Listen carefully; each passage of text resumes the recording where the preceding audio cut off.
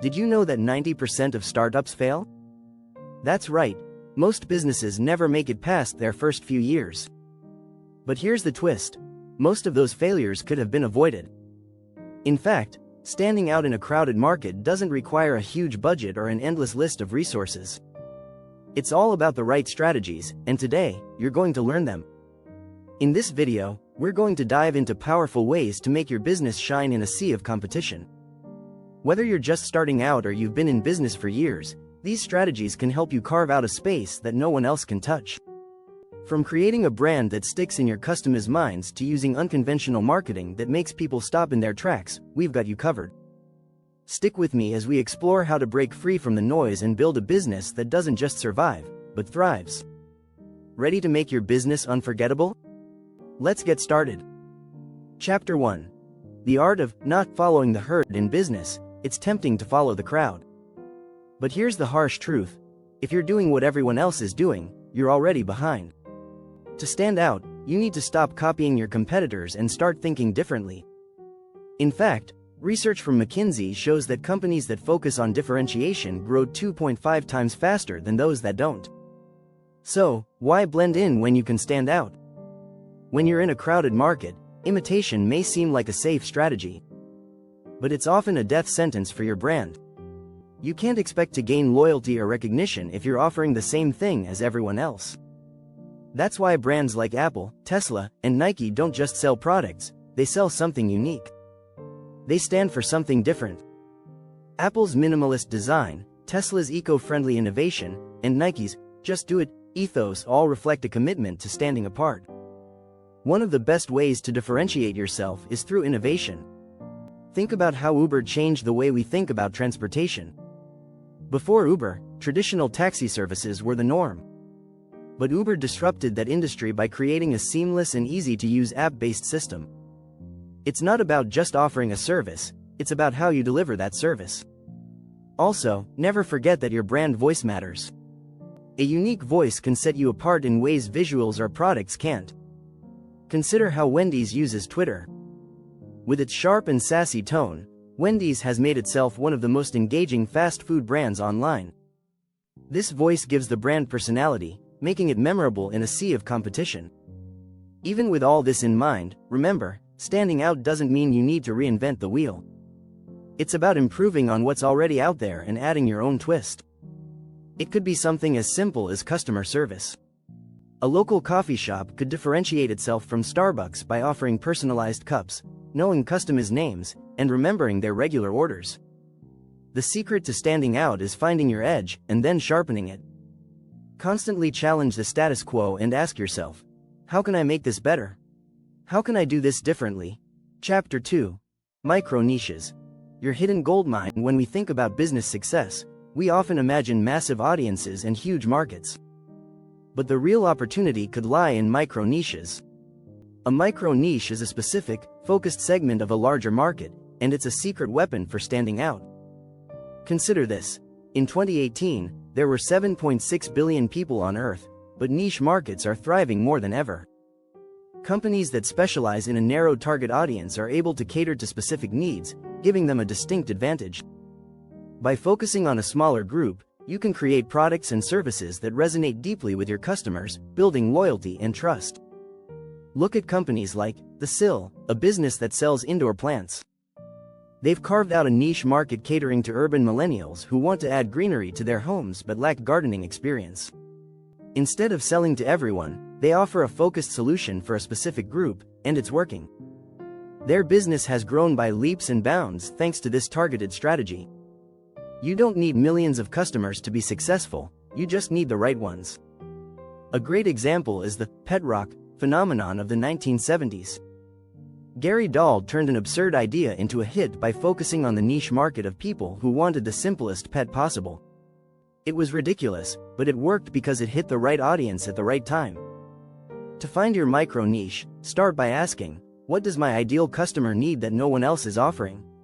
This helps you identify pain points and gaps in the market. Once you've pinpointed your niche, cater to it like nobody else. Focus on a problem, and become the go-to solution for that problem. Your marketing should also reflect this focus. Instead of targeting everyone, tailor your messaging directly to your specific audience. The more specific your message, the more likely you are to connect with the people who need your product the most. Micro niches offer a unique advantage because they allow you to compete without directly battling the giants in your industry.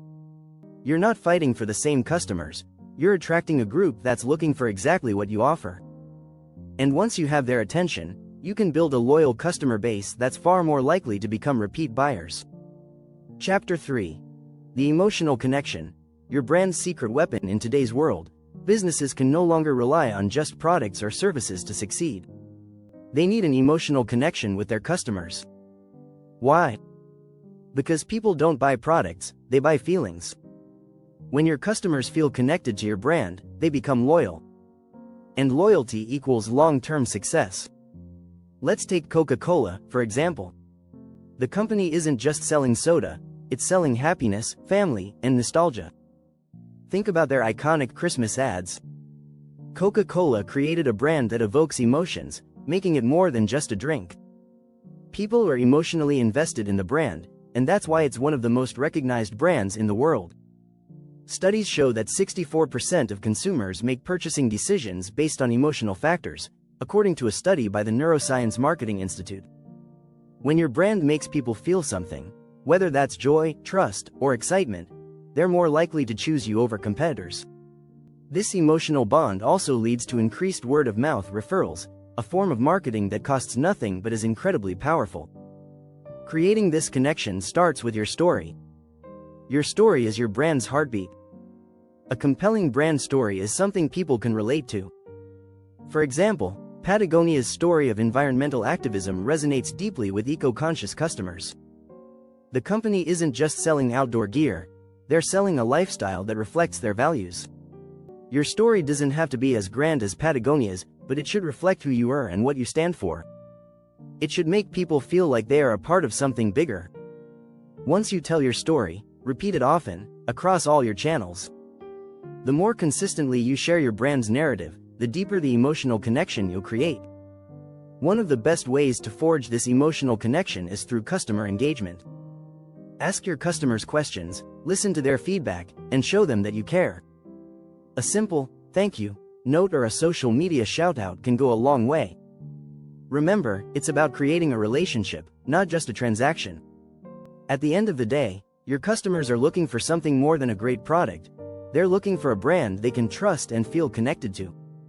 And when you create that bond, you won't just stand out in a crowded market, you'll thrive. If you found this chapter helpful, don't forget to subscribe and stay tuned for more tips on building a brand that connects with your audience. Chapter 4. Design thinking. Rethinking the business experience. When you think about standing out in a crowded market, don't just focus on your product. Focus on the experience.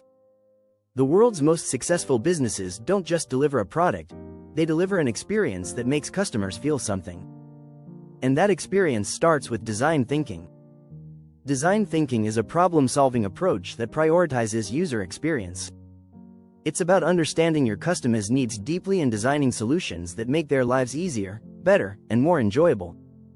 For example, when Airbnb first launched, they didn't just offer places to stay. They designed an experience where people could feel at home, no matter where they were in the world. This approach helped Airbnb grow to a valuation of $31 billion within just 7 years. What makes design thinking so effective is its emphasis on empathy. It encourages businesses to put themselves in their customers' shoes and think about their challenges.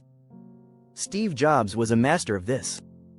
His focus on simplicity and intuitive design at Apple made technology accessible to everyone. He said, "You've got to start with the customer experience and work back toward the technology, not the other way around." To implement design thinking in your business, begin by observing your customers. Watch how they interact with your product, website, or service. What are their pain points? What frustrates them? This is where the magic happens. By identifying these frustrations, you can design solutions that ease these problems and delight your customers. A great example of this is Starbucks. Their mobile app allows customers to order ahead, skip the line, and earn rewards. This experience has transformed how people interact with the brand, making it more convenient and enjoyable. What started as a simple coffee shop has become a global experience, thanks to design thinking. Design thinking also encourages rapid prototyping and testing. You don't need to get everything perfect the first time. Create an MVP, minimum viable product, test it with real customers, and use their feedback to improve it. By constantly iterating and refining, you'll create a better experience over time. The key to design thinking is always asking, how can we make this easier, better, and more enjoyable for our customers? When you adopt this mindset, you create a business experience that stands out, not just for the product but for how your customers feel. If you're enjoying this content, hit that subscribe button so you don't miss the next chapters of our series. Chapter 5.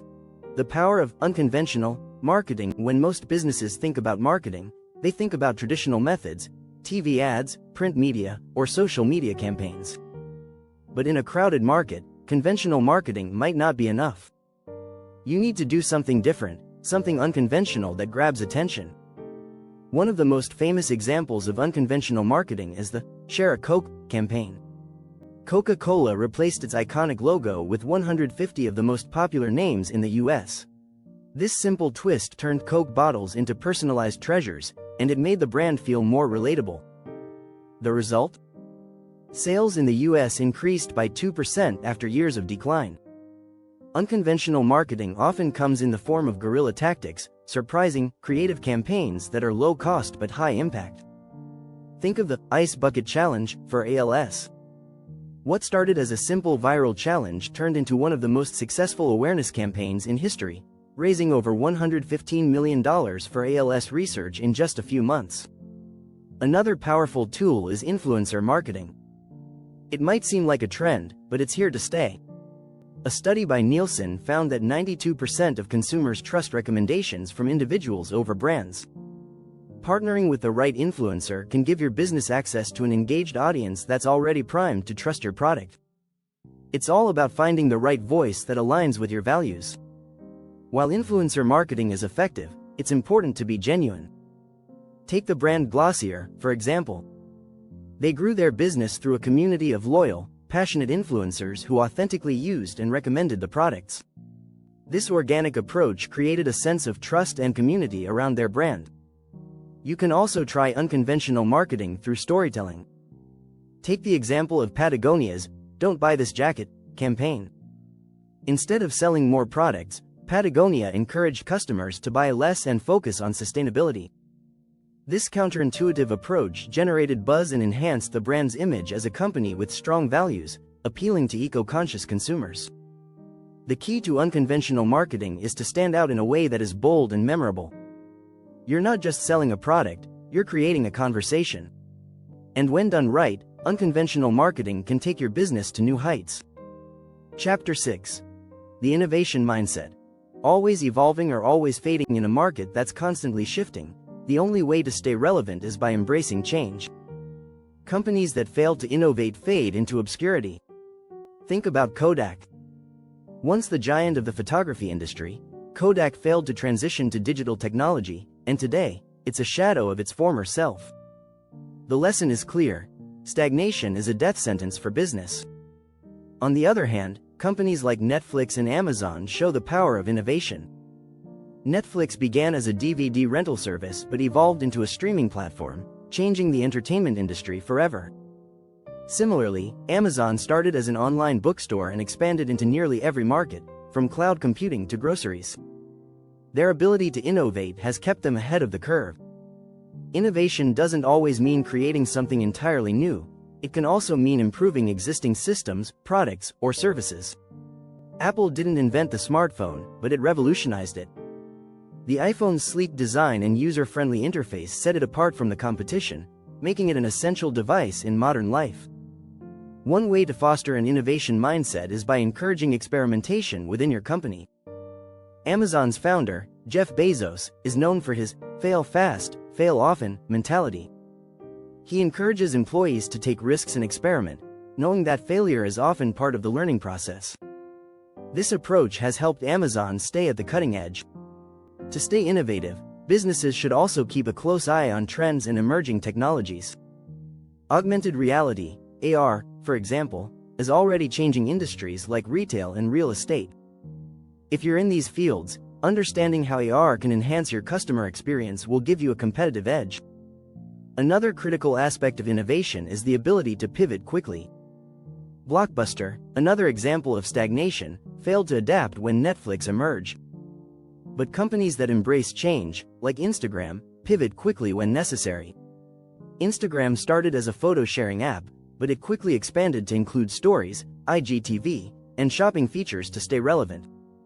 Having an innovation mindset means embracing change, experimenting with new ideas, and constantly seeking ways to improve.